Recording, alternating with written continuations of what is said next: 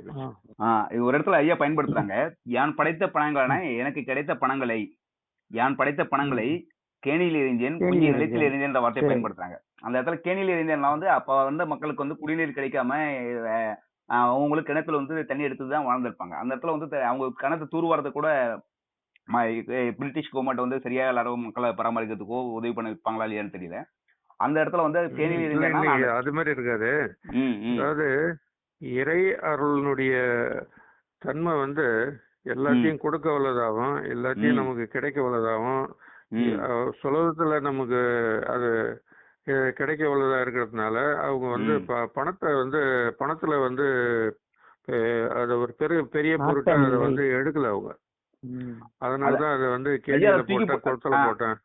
இது வந்து இப்படி பொருள் எடுத்துக்கலாமோன்றதுக்காக ஒரு நண்பர் நம்ம சற்று சார்ட்ட பேசக்கூடதான் நான் கேட்டதுனால எனக்கு அது சரியப்பட்டது. அதுவும் வந்து ஏற்புடையதாகவும் இருந்தது கிணறு நோண்டுறதுக்காக. ஏன்னா இவ்வளவு விஷயத்தை வேல்யூ பண்றவர் வந்து அந்த ஏன்னா இந்த இந்த இந்த எப்படி இந்த இந்த பொருளாதாரம் எல்லாமே பாத்தீங்கன்னா நம்மள வந்து நல்ல விஷயத்துக்கு நம்ம மேல்நிலை ஓட்டுறதுக்கு தான் உதவி பண்ணணும்.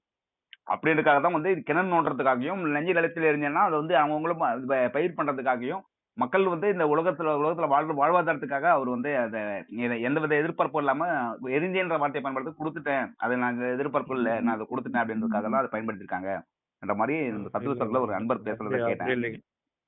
ஒருவேளை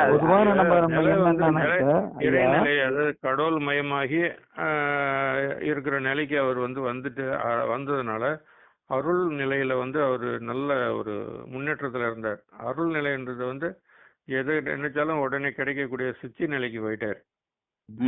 உதாரணத்துக்கு வந்து அந்த ஒரு அண்டாவில தண்ணியை வச்சு அந்த தண்ணியை பார்த்தாருன்னா அந்த தண்ணி வந்து தங்கமா மாறணும்னு நினைச்சாருன்னா அது தங்கமா மாறிடும்.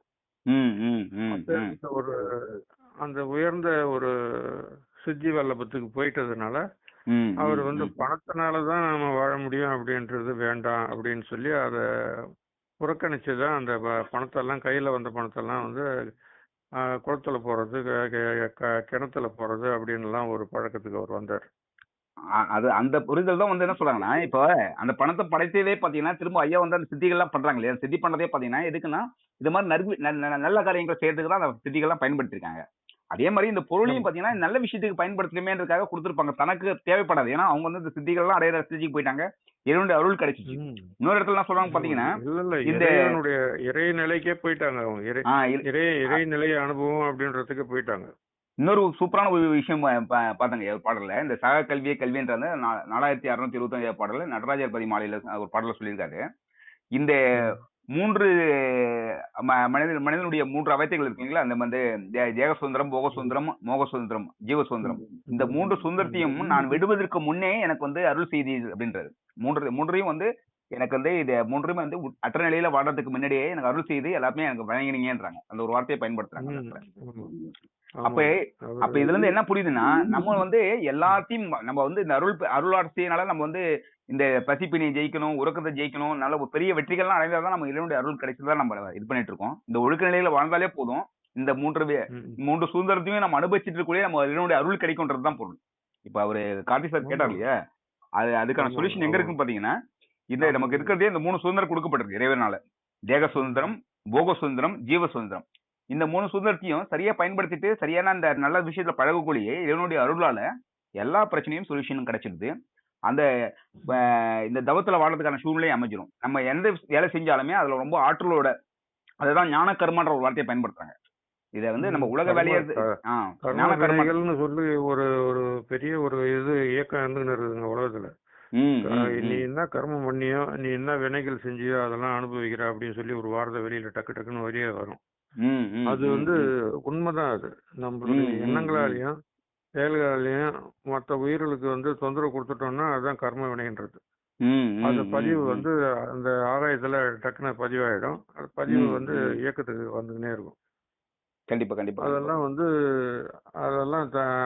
அந்த வினைகள்லாம் வந்து சரி பண்றது தான் நமக்கு வந்து ஜீவகாரண்ய ஒழுக்கம், இந்திரிய ஒழுக்கம், காரண ஒழுக்கம், ஜீவ ஒழுக்கம். இதுல பாத்தீங்கன்னா 4வது ஒழுக்கத்தை பாத்தீங்கன்னா ருசி விரும்பாதிருத்தல் போன வாரமே பேசிட்டோம். அந்த ருசி விரும்பாதிருத்தலுக்கான அடிப்படை காரணம் என்னன்னா நம்ம இப்ப உரிமையில கூட சொல்றோம், குணங்கள் ஒருவருக்கு பிறவியிலே இருந்தாலும் உணவு பழக்க வழக்கமும் வாழும் சூழ்நிலையும் ஒரு குணத்தை மாற்றும். நம்ம குணத்துக்கும் உணவுக்கும் சம்பந்தம் இருக்கு. ஸோ அந்த இந்த ராட்சச குணம் வர்றதுக்காகட்டும், சாத்விக குணத்துல இருக்கிறதாகட்டும், ரொம்ப மந்த நிலையில தாமச குணத்துல இருக்கிறதுக்காகட்டும், இது 3 குணத்துக்கும் உணவு தான் காரணம்ன்றத சயின்டிபிக்கலி உணவுதான் காரணம். சயின்டிபிக்கலி ஆமாங்க, அதுல ஒன்றும் சந்தேகம் இல்லை. உணவுல வந்து ஒரு ஐயா என்ன சொல்றாரு,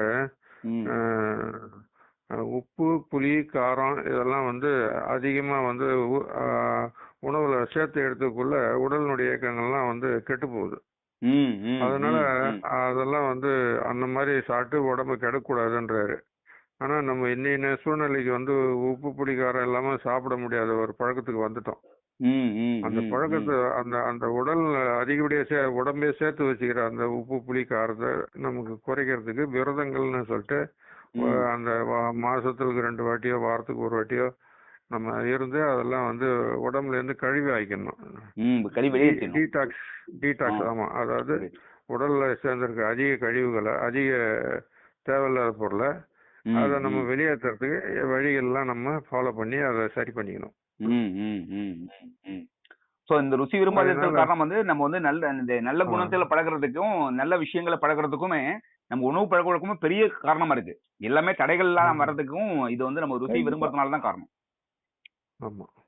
ஸோ எடுத்த உடனே அவன் கொடுத்த அந்த 5 புலன்களுக்கான ஒழுக்கங்கள் தான் எடுத்த உடனே வருது. அடுத்து சுகந்தம் விரும்பாதிருத்தல். ஸோ மூக்குக்கான ஒழுக்கம் பார்த்தீங்கன்னா இந்த நறுமணங்களை வந்து நம்ம தேடி தேடி நம்ம அந்த அனுபவிக்குள்ள என்ன ஆகும்னா நம்ம வந்து நமக்குள்ளேயே உண்மையான தூய்மை பண்றதுக்கான விஷயங்கள் இப்போ இல்லாமல் போயிடும். நம்ம வந்து இந்த பர்ஃபியூம் யூஸ் பண்றதாகட்டும், சென்ட் யூஸ் பண்றதாகட்டும் இதெல்லாம் பண்ணோம்னா நமக்குள்ள இருக்கிற அந்த நம்முடைய மசில்ஸ் வழியா அந்த நம்முடைய தேவையற்ற கழிவுகள்லாம் வெளியேறுது.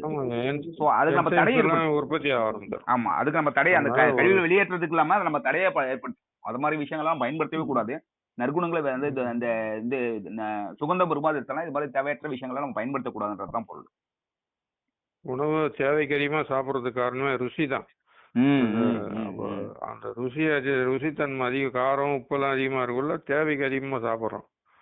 அப்ப அது உணவு ஜீரணிக்கிறதுக்கு கொஞ்சம் இறப்பையில இடம் இருக்கணும். கொஞ்சம் 1/4 பங்கு அளவுக்கு காலி வைக்க சொல்றாரு. சாப்பிடணும். கால் பங்கு காத்தும் 1/4 பங்கு தண்ணியும் இருந்தாதான் அது நல்ல ஒரு ஜீரண சக்திக்கு உண்டாகி அந்த நல்ல நல்ல சத்தா உடம்பு கிடைக்கும் அப்படின்னு சொல்லி சொல்றாரு. கரெக்ட். ஸோ இந்த பழக்கங்கள்லாம் இல்லாத பொருளால் தான் எல்லா பிரச்சனைகளும் வந்துட்டு இருக்கு. சுகந்தம் விரும்பாதிருத்தல் இது வரைக்கும் போன வாரம் படிச்சோம். ஸோ அடுத்து 5 அருட்பெருஞ்சோதி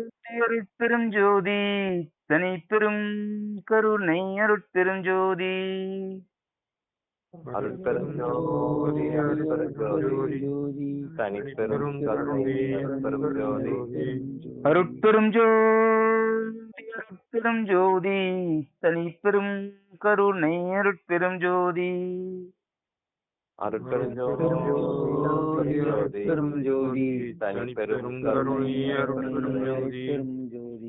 அருட்பெருஞ்சோதி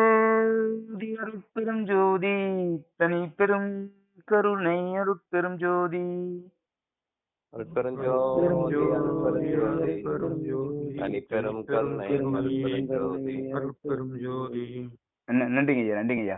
அனைவருக்கும் நன்றி. திருச்சிற்றம்பலம் சொல்லுங்க ஐயா. ஜோதி முடிச்ச உடனே திருச்சிற்றம்பலம் சொல்லுங்க. திருச்சிற்றம்பலம்ன்றது நம்ம இறைவன் இருக்கிற இடம் பூர்வமத்தியன்னு சொல்லி வள்ளலார் சொல்லி வச்சிருக்காரு நமக்கு. திருச்சிற்றம்பலத்துக்கு எடுத்து திருச்சிற்றம்பலம் சொல்லி முடிச்சிங்கன்னா அந்த இறைநிலையோட கலந்து நம்ம முடிக்கிறோம்னு அர்த்தம். ஒரு முறை ஜோதி பாட சொல்லி, ஒரு முறை ஜோதி மந்திரம் சொல்லி அதை பண்ணி அருட்பெருஞ்சோதி மந்திரம் சொல்லி அதை சொல்லலாங்க ஐயா. கண்டிப்பா சொல்லிடலாம்.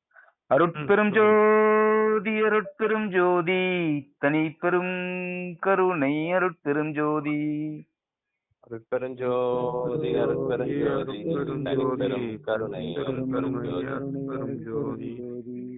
திருச்சிற்றம்பலம். நன்றிங்க ஐயா. சிறப்பா இருந்ததுங்க ஐயா. சத்துசாரம், தவம், தியானம் எல்லாமே ரொம்ப சிறப்பா இருந்தது. ஒவ்வொரு வாரமும் அந்த பயிற்சி தொடர்ந்து நடக்கும்னு சொல்லிட்டு இறைவன்கிட்ட விண்ணப்பமா ஆயிடுச்சு. நண்பர்கள்ட்ட ஒரு விண்ணப்பமா கோரிக்கை கேட்டு நம்ம இந்த கிளாஸ் நிறைவு பண்ணுவோம். திரும்பவும் நம்ம அடுத்த வாரம் தொடருவோங்க ஐயா. நன்றிங்க ஐயா. Thank you very much. தேங்க்யூ.